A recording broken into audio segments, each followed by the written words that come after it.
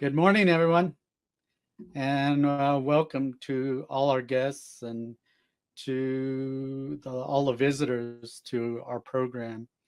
This is the Paranormal Rangers podcast, and I'm here with Jonathan Dover and Michelle Miners. Our show here on this podcast is really anything that is paranormal or supernatural is fair game for us. This represents episode 3 under the new KGRA digital broadcast format. And today's program is called Paranormal Experiences Involving the Six Senses. And today we are joined by Laura Massey and Dale Tobin. And so with that, I'm going to jump right in and get the ball rolling. So, with the title of today's program referring to our senses and that connection with the paranormal. Obviously, it's accepted that there are 5 physical senses that humans possess, that being seeing, hearing, touch, and feel, smell, and taste.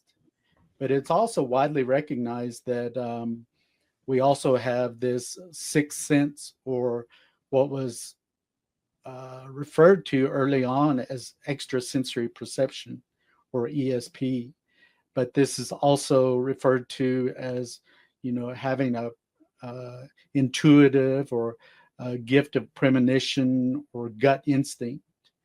Jonathan Dover and I, having worked law enforcement, really honed and developed the use of that sixth sense, especially when working with those cases as tactical officers, going into special operations theater, and where your adversary is an armed suspect. And a lot of times, both me and John readily acknowledge that this sixth sense or gut instinct really helped us through a lot of really difficult and even dangerous situations. And we as humans like to think that we are at the pinnacle of species here on this planet. But in reality, when you think about it, when it comes to sensory perception, perception of stimuli, there are other species that possess senses that we humans don't even have or can't even remotely relate to. Things, animals like dolphins and bats that use certain senses to be able to detect and navigate themselves and things like that. So this idea came from an idea where me and Michelle were chatting and talking about our sensory perception. And so for me, as a investigator of paranormal, officially assigned, me and John, the paranormal, the use of all 5 senses in the investigation of those cases came into play. So with that, I'd like to open it up to Michelle, if she would, to jump in, and in relation to her senses and the paranormal or supernatural, if she would lead into this program a little bit to give us a starting point. Thanks, Dan. Yeah, it's really interesting how our senses. You had commented about you and John being in the field and as as Navajo Rangers, and you guys had to learn those senses and be instincts against possible danger. In this instance, in my life, things started to open up to me when I was very young, and I didn't understand. I thought it was just normal way of living. And I would have ancestral ties to my relatives as they moved on to the next world, come and visit with me. And from time to time, I still get that. And I always thought that was just normal for a child. I never shared it with my mother or father. I don't know why. Something didn't settle with me to even express it. I thought it was just a way of life until I got older, and I started to guide my life through this perception, whether it was to be of danger or I was going into a situation that may have caused harm in my life. In one situation, I was living in Ireland and I was with a friend of mine, and we were walking the streets of Dublin.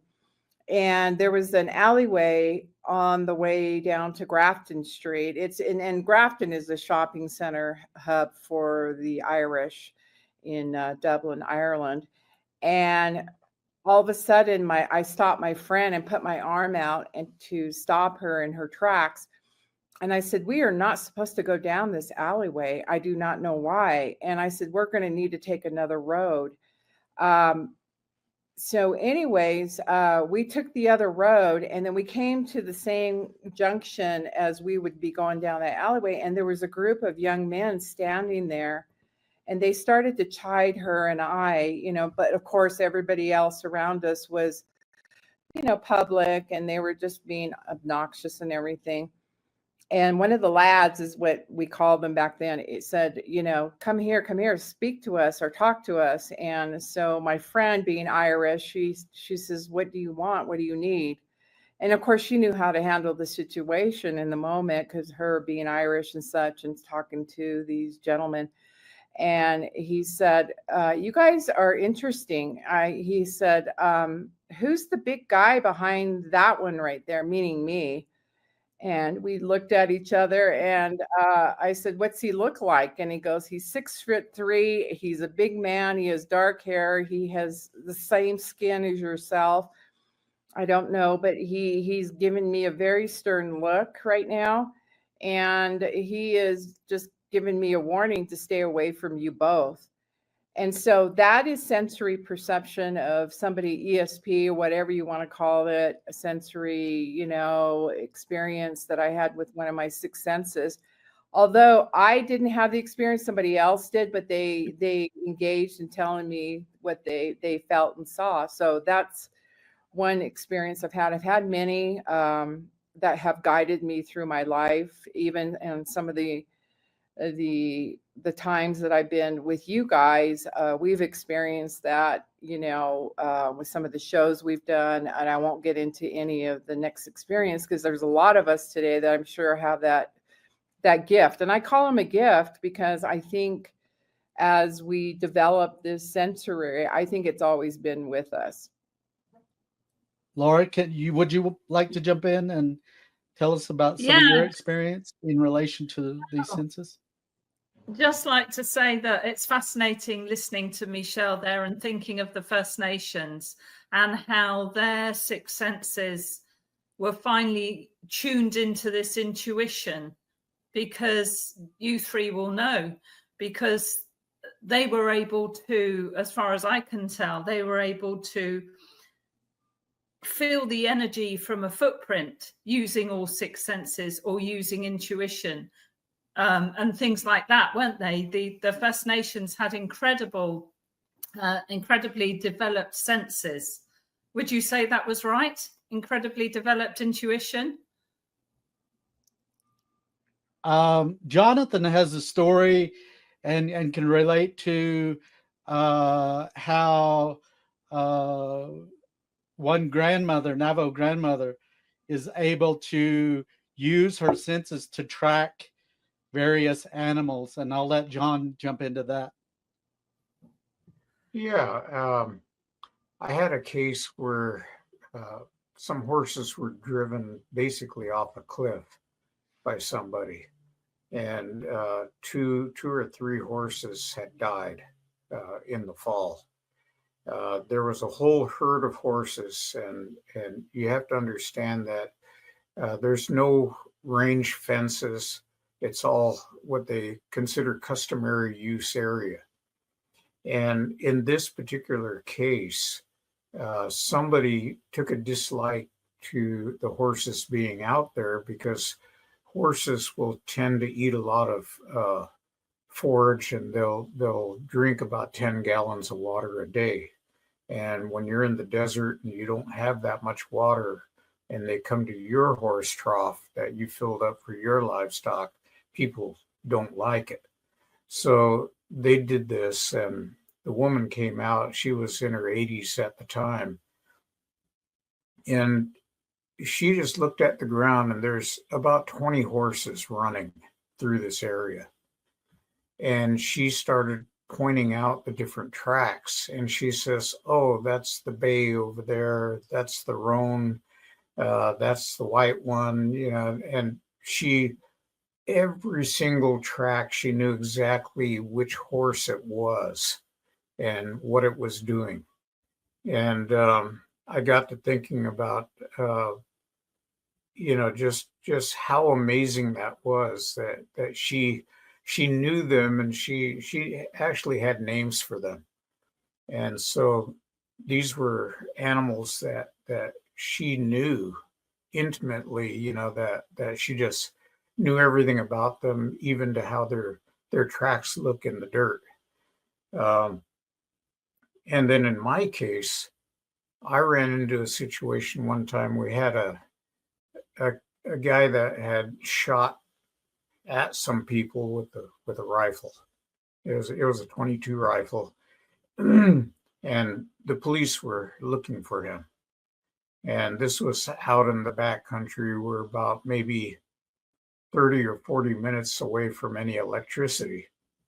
And he had taken off on foot, and the police showed up. They didn't know where he was.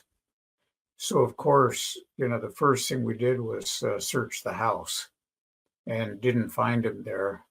And then everybody scattered, and they started searching for him in the surrounding terrain, which was composed of pinon juniper. They looked and looked for about a good hour. And then they came back, and we kind of regrouped outside of the house. And I told them, I says, let's check the house again. And they said, no, we already looked at it.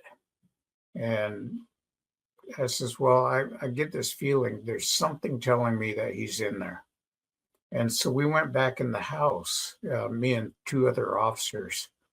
And as I was approaching through the hallway, one of the bedrooms, I suddenly stopped, and I just got this really weird feeling. And I slowly backed up, which is unusual because most police officers, they do what you call suck into a situation. They will charge in blindly. And in my case, I did something very unusual, which was to back up. And we got near the entrance of that little hallway, and we started calling toward the room. And we told him, we called him by name, and we says, we know you're in there. Come out with your hands up. And after a minute or two, here he comes out the door. And he had the rifle in there with him. And for some reason, I just knew that turning that corner was not a good idea at the time. And so that possibly saved me from getting a hole in me. So things like that would happen often. So many times, in fact, that you started to rely on that thought that, something was going to happen, or as they say in England, the game is afoot. And, you start to rely on it, you start to exercise it, because using that kind of information is like a muscle. If you use it often, then you can expand on it and have it help you. If you just ignore it and turn away from it, you get hurt. But more importantly, that muscle atrophies, and you don't have the use of that that little sense anymore.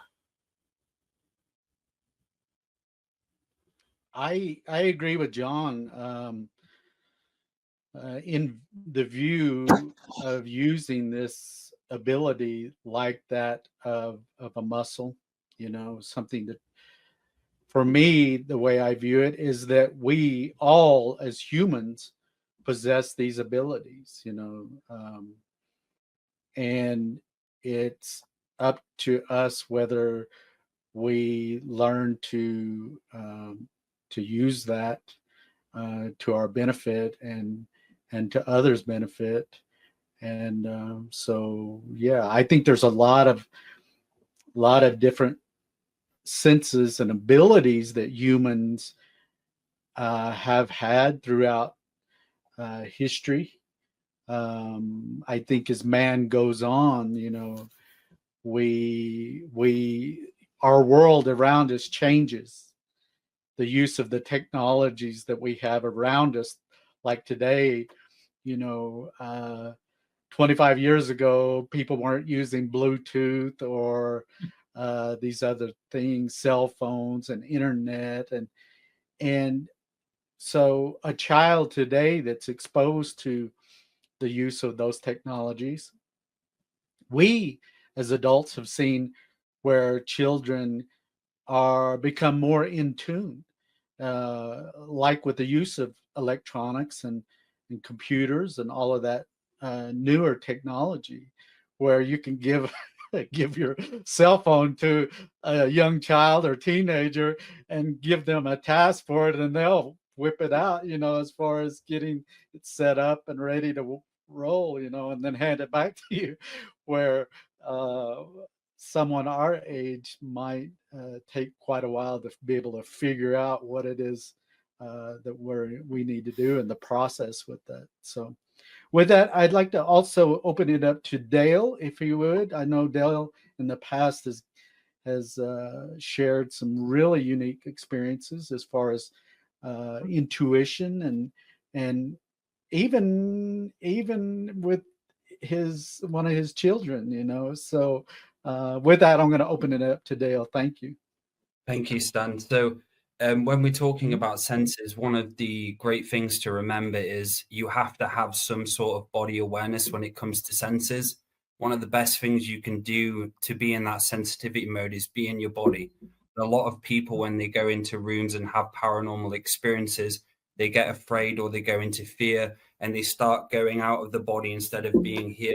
So one of the best things I have learned myself about having full sense is being grounded, being in the body, but also it becomes a knowing.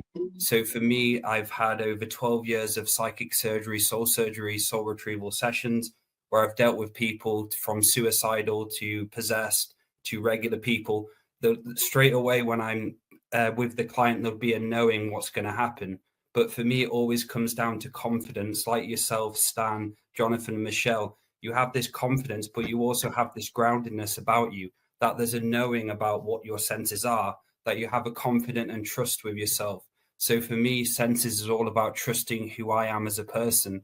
And from doing it and from going out into the field or doing a session or a ceremony, I'm able to actually have a zone of trust with myself to have that sense. But also sense for me is my connection to spirit. That spirit is always working through me. And when I'm using my senses, I'm connecting to my sacred energy and spirit myself. So for me, getting out of the fear, getting out of the worry, getting out of jealousy, getting out of any of these adrenal-based acidic feelings and type of personalities we can bring forward. So my role of senses as well, I've had a one 2 weeks ago where I kept seeing this vision of me going out onto the beach. And I was like, why do I keep seeing this vision of going out into the beach? All of a sudden I walked to the gym, then the gym was closed. And I looked to the left and I could see the beach. And I went, this is the vision I had before. So I sat down on the sand. And as I sat down, there was this UFO craft which came over me. So throughout that day and the lead up to 2 days before that, I just had this knowing that something was going to happen in my reality. So for me, it's day-to-day me is all about it's kind of a knowing now. Like I always have a sense whether something's good or bad, whether I'd go into an environment, whether it's haunted. Before I even get there, I'd have a know that this place has got ghosts or this place has got this and that. So my advice and recommendation for those listening about senses, get in touch with who you are and really know who you are. Knowing thyself is one of the best ways to get in touch with your senses, because sometimes when you go out there, soon as you're in fear, you're in adrenal gland mode and you've lost your senses. And Stan, Jonathan and Michelle, when you're going out into that field and you're so grounded and you have your own choice, you know who you are, that's one of the best ways to really get internalize who you are and the senses around you.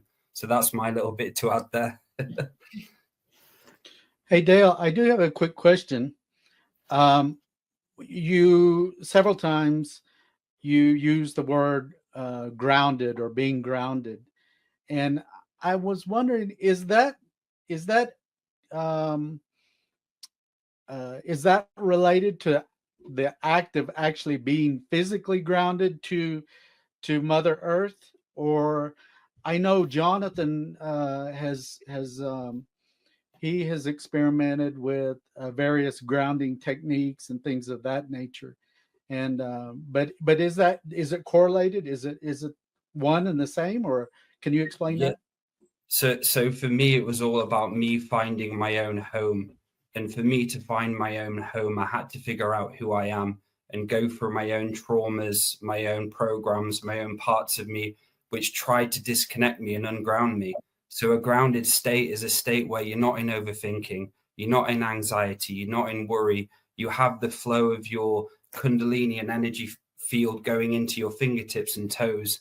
And a really good technique, which I use, is making sure my energy is into my fingers and it's into my toes. So I'm always observing where I'm at. Even now when I'm talking, I'm observing my energy field when I'm going slowly out of the body, when I'm going back into the body. So being grounded is just being aware that there is an ancestral land and ancestral link going on below us as well. And each land, you have the opportunity to really connect to it and feel the electromagnetic frequency actually through your toes. But also it's feeling in that safe, great state. A lot of people get worried and scared. For me, it's all about dropping the fear and really feeling my confidence and the happiness and joy of who I am. Because a lot of people have a serious, one of my mentors, Andrew Bartis, talks about the serious stick up our asses. And that's something I've always remembered over the last few years, is to take the serious stick out my ass and really learn what it means to be a human. And I just want to say you guys are very inspiring, because you have the paranormal aspect, but you also have the groundedness as a human being with you as well. And that's one of the most important parts of spirituality, I find, is not finding someone who's lost.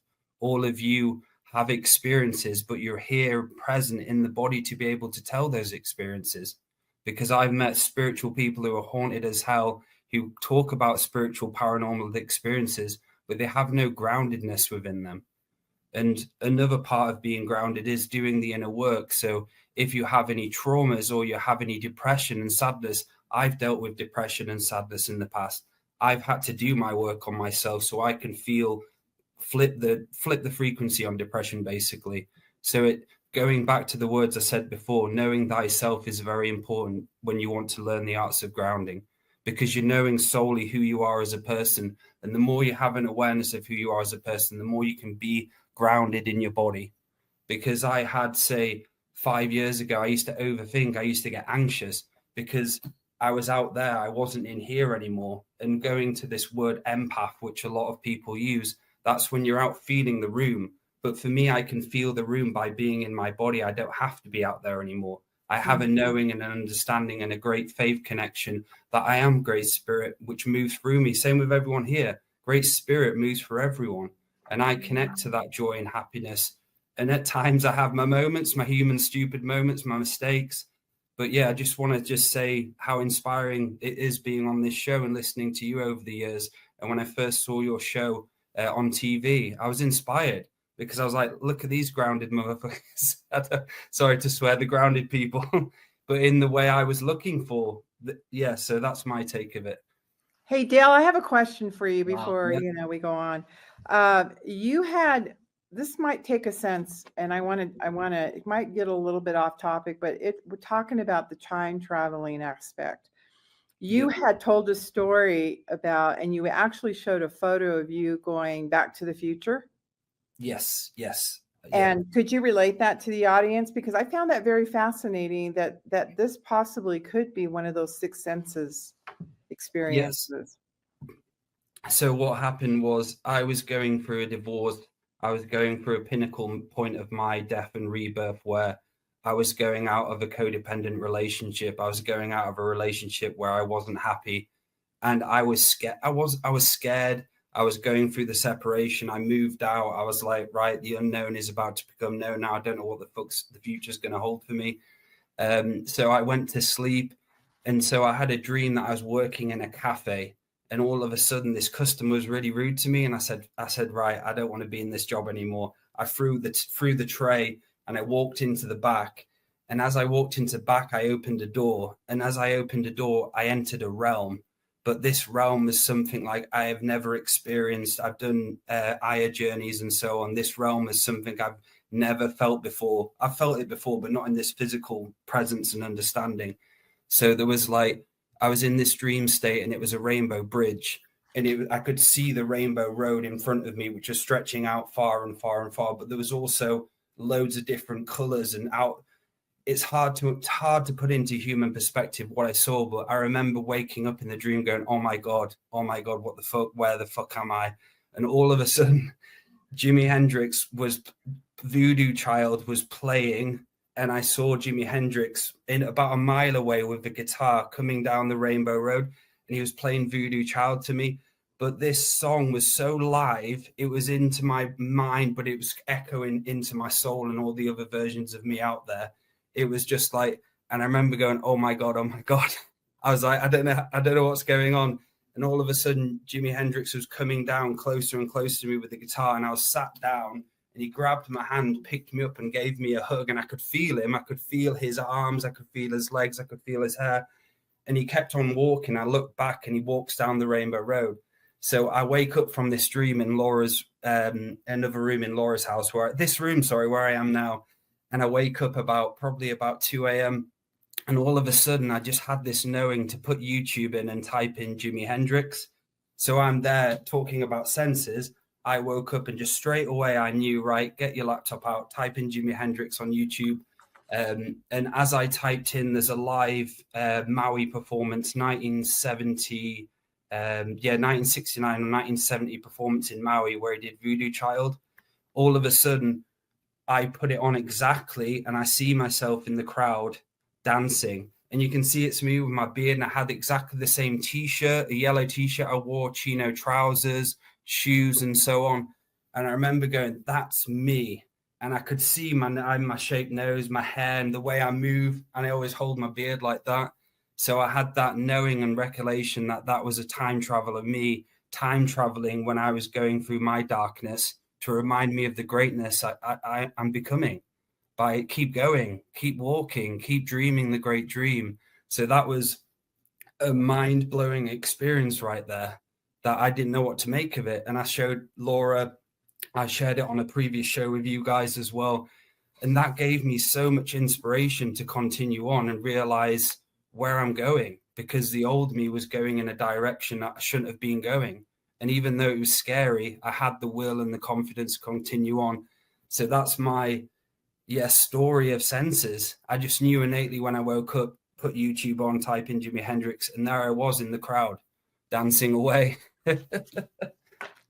And Laura, you've seen it, right? Haven't you? You've seen the video as well. And what's your experience from seeing that video, Laura? Well, it's you, but I was there too. Yes. I was in the audience somewhere, wasn't I? But yes, that was definitely you. Yeah. That was an incredible experience, Dale, for you. Yes. Yeah. And lots of synchronicities, because synchronicities sort of link with this intuition discussion as well. Lots of synchronicities after that. We put the TV on at home, and there'd be something on Jimi Hendrix, or somebody out of the blue would give Dale a Jimi Hendrix t-shirt. Yes. Yeah?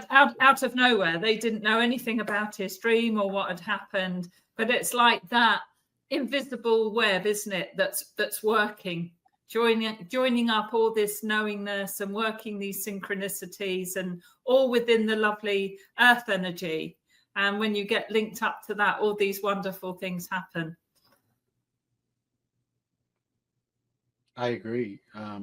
I think there's so much more to this intuition than any one person can begin to realize.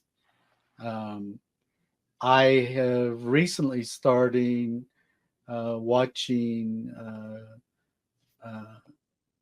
various video where there's a woman who has profoundly developed her ability to speak to animals, and in that, it's really opened my eyes to the possibilities of people being able to communicate with non-human species, that being animals or even these individuals that are labeled mediums or clairvoyants, and people that have received what I view as a gift of being able to communicate and receive messages to and from those individuals that have transcended or passed on from this physical world. And in some way, you know, I'm looking at all of that and studying it and researching it, but every now and then you'll get a bit of information that joins or fits these different pieces of information. So right now, where I'm at in my life, it's exciting because I'm really, I mean, yes, me and John learned a huge amount of information at the time we were still working as commissioned rangers and assigned to the special projects unit that he and I were assigned to officially investigate paranormal cases. And but we especially in this physical world, we are on a journey of learning from the time we come into this world until the time that we transcend or leave this world. And I hate to use and don't like using that term death, as we in most societies that use that come to know it as a end place, a stopping point. And really, the way I view that, it's not that way. In what I've seen and what I've learned, it is a transition from this physical world to the next plane. You know, me and John talk about different planes of existence and other dimensions, and others do too. And I even what Dale mentioned about this Rainbow Road and Bridge, when I was researching for the book, when I was looking at other sources and references of the emergent story, creation story of the Dene people or Navajo people, these hero twins that are often referred to in Navajo culture, and traveled and used this Rainbow Road quite often to be able to get to and from, let's say, to speak to their father, the son, Jonah. Hey, and so anyway, I wanted to open that up to you guys.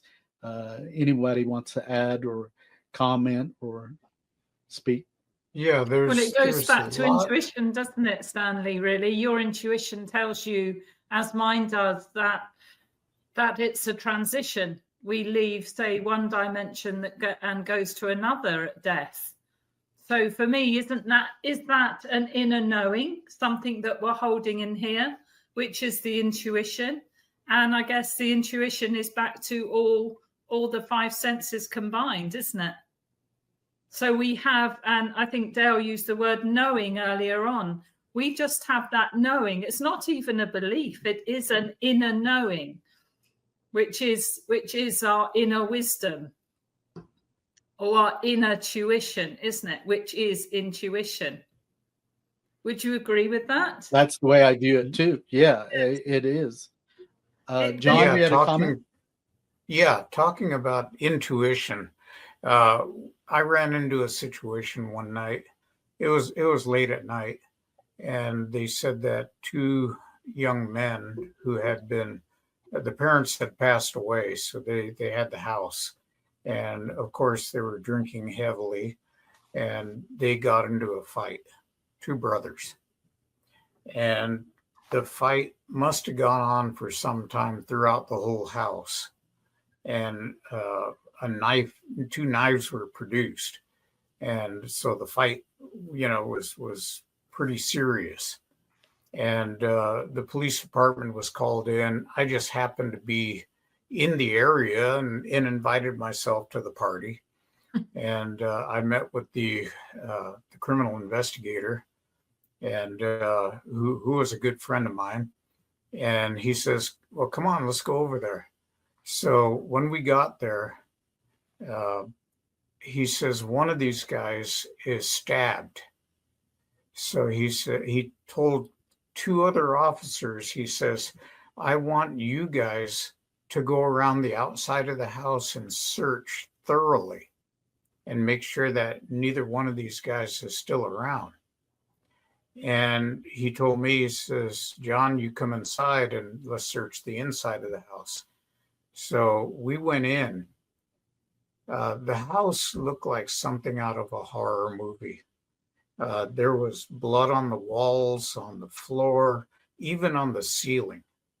And you could see where the artery had been compromised and the blood had shot out in different streams onto the walls.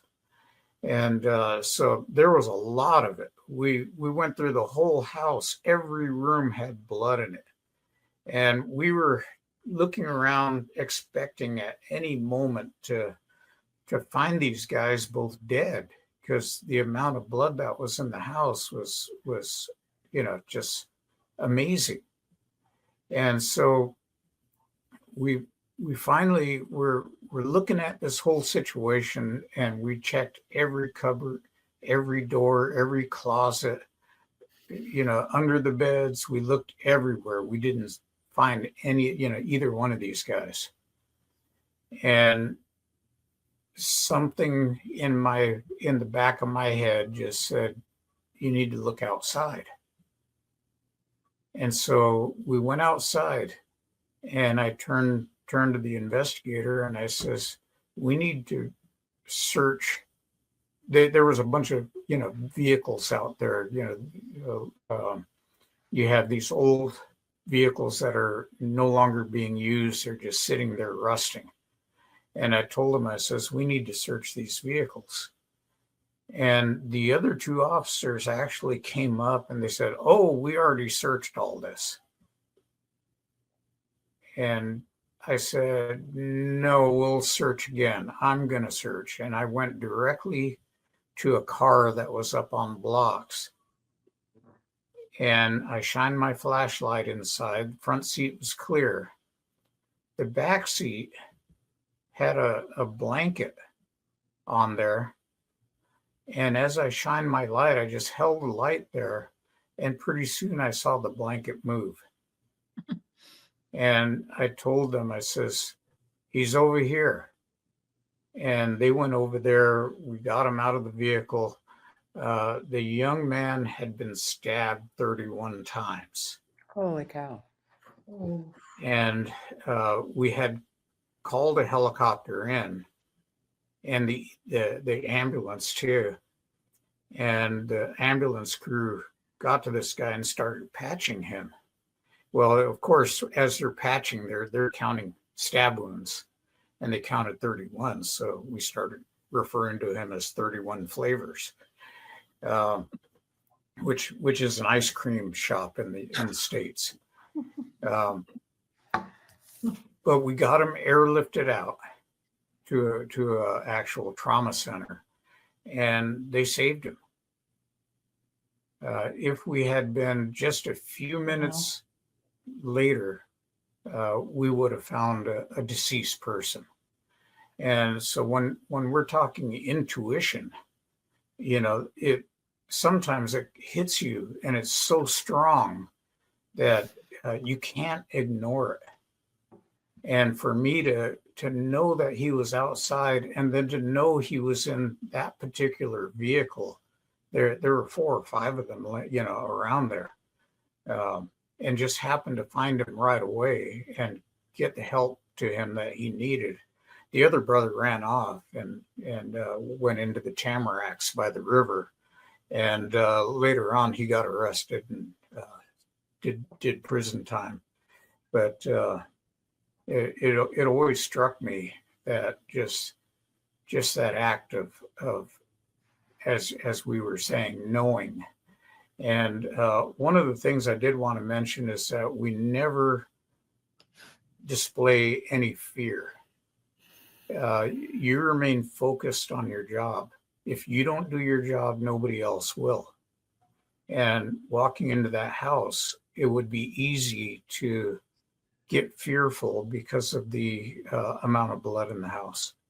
And, you right away, you're transported into a horror movie situation. And the normal person, reacts to that and says, I don't want to be here. But when you focus and you get involved in what you're doing, all of that goes out the window. And you head toward what you're aiming to do. How John, much of that is your training, and how much is that intuition, do you think?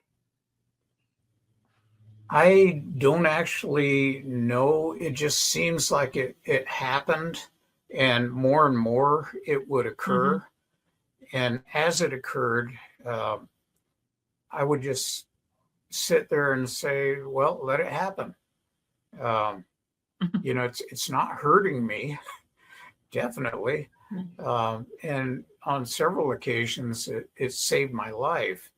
And in fact, it got so strange sometimes because, as I've said before, I had a 2-hour drive to get home every day and a 2-hour drive to get to work. And I was in my law enforcement vehicle. And every day that I'd leave, there's about 6 or 7 different ways to drive home. If you're going on I-40 on the interstate, if you're going through the different towns, whichever way, there's a whole bunch of different routes. And no matter which route that I took, there always seemed to be a need for the talents that I had. I was an EMT, so there was an accident, there was a medical emergency somewhere. I was SWAT trained, and there was a man with a weapon that was barricaded in the house. There was always something. And a lot of times I'd get home, like 1 or 2 in the morning. And it got to the point where I could even take a stick and throw it in the air. And whichever way it pointed, I'd go that way. And sure enough, there was a need for me to be there. And after a while, I just quit trying to guess and anticipate or bemoan it and go, I want to get home. I just say, well, whatever, whatever's coming my way, it's going to come my way. And that's just how it is, John, Michelle, you had a comment? I did. Yeah, go ahead. This is gearing towards John. It's really interesting how you talked about fear and the instincts and how you kind of trained, both you and Stan, and I'm sure everybody on this show have been trained in their instincts to keep grounded. I like what Dale said earlier about being grounded. You know, the sixth sense was never talked about, but I remember there's a kid actor by the name of Haley Joel Osment, where the movie film The Sixth Sense, and his tagline, "I see dead people," started to reach the mainstream, and they mystified that instinct that each of us have, and they put fear into that media film. And you know, people have a fear of the demystification. We need to talk about this to demystify the fear factor. And Hollywood, you know, and there's nothing in Hollywood, they're trying to make a film, but if you know, it reached the mainstream, and that became a tagline. I said, I see dead people. And what we're trying to do as rangers and as people focused on demystifying the fear. And like you said, the instinct, you hone your instinct. You don't want to put yourself in danger. And I think this show is really good about what we're talking about today is do not fear what you're going to experience. I think generally what we've been taught government-wise and so on is to fear our own power. I mean, they really don't want us discovering how powerful we are and how we can use that inner wisdom, how we can use that inner tuition, because we can in everyday life. And everybody uses it one way or another, but they are fearful of it. I agree. There are people who think it's, that, you know, they're told it's wrong to use that, or they shouldn't be using it. And yet it's something that's absolutely natural, as we've all been saying. It's a gift for all of us. But some people just don't realize they have it. And they will tell you who, when the phone rings, they know who it is who's calling without looking and things like that. People exercise this intuition and this knowing every day, but they're not taught to follow it any further, to work out, maybe, is it a link to spirit? Are we being helped from other dimensions? What is it? Is it all within us? Is it all coming from within us? Because that's where all the power is, isn't it, within us? And I think, from my perspective, Michelle, we are just kept pushed down so we do not discover self-empowerment and how to use that self-empowerment for good for ourselves and others. We are a lot of early societies on that, we're conditioned Yeah. from time as a child Yeah, True. to be afraid. I was gonna say that we're taught early on that you don't talk about things like that. yeah, And in today's world, it's all about science. And so science has very rigid guidelines.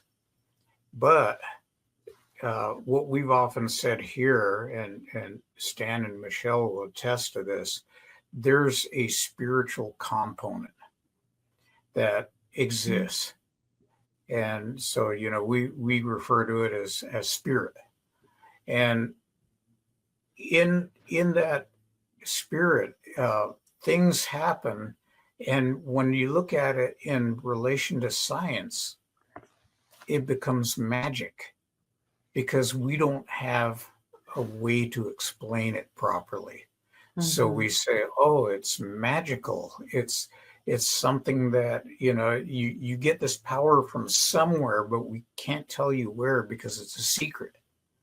And so, you know, that's what I've seen is that the sciences to explain all this stuff, they need to accept that there's a spiritual component in a lot of this.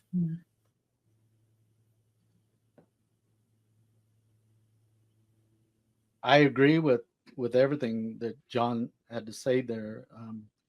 John and I have been on various productions where they're conducting experiments and things of that nature when it comes to the paranormal, you know, investigating the paranormal. And all too often, it's exactly what John's referring to, the absence of acknowledging that spiritual component to these events and things like that. And so, but I'd like to open that up to anybody that would like to make a comment or. Yeah, so it's just something I want to add is, so my daughter Opal, it's like observing her. I was with her over the weekend, and the rest of my children, like Marley and Heath and so on, it's seeing the innocence and the inner child there. And I learned so much from just observing and look at them, because it's like spirit, they're filled with spirit, and they're in that joy and blissful state all the time. Mm-hmm. And like Opal, for instance, she says things about seeing unseen beings or seeing spirits or seeing crafts and so on. She'll just naturally say it. Like there's no separation. She just knows straight away. And like you were saying, Stanley, it's so true. When you get older, it starts to be conditioned out of you. You start having to learn to get a job. You have to go to school. You start having to have fear and worry about debt, money, having to make a living, so on and so forth. And that goes to the side. So for me, it was all about how I can go back to that childlike state where the child is in that, using all the senses, but in a loving way, because love, being from a place of base love, is so important when it comes to senses, that you have to be in your own heart and your own awareness of what love truly is. Ridicule is another aspect children, of that. Children Yes. don't want to be made a fool of. Adults don't want to be made a fool. So ridicule really plays a big role when people don't believe that you're having these experiences. Children, they're not jaded by society and those teachings, and they're an open book, and so they welcome those experiences. They're open to it, and we find that as we get older and in our latter part of our lives, that we become in tune again. I think because as during middle age time, just like what was mentioned earlier, we're so focused on going to and from work and preparing the meals at the for breakfast and feeding the kids and clothing them, and we lose connection with the world around us, and it's not until we get into that state of being retired and those things that were, at times we're full of anxiety over paying bills and finances and mortgages and all of that stuff. And in reality, all of that stuff, all of material things, it's fluff. It doesn't mean anything, because once we transition from this physical world, all of that's left behind. None of that is taken with us. Right now, you see. Stan, we're running out of time. We have 30 seconds left, Stan. Where, okay. Well, with that, I just want to say thank you to everybody that's joined us on this podcast, and thank you for our guests, Laura and Dale. Thank you, Michelle and John, for being here, and we look forward to much more episodes and you guys joining us again. So thank you for everything. Yeah, we'd love to. Thank you very much, everybody. Thank you, everyone. Thank you. Pleasure. Thank you.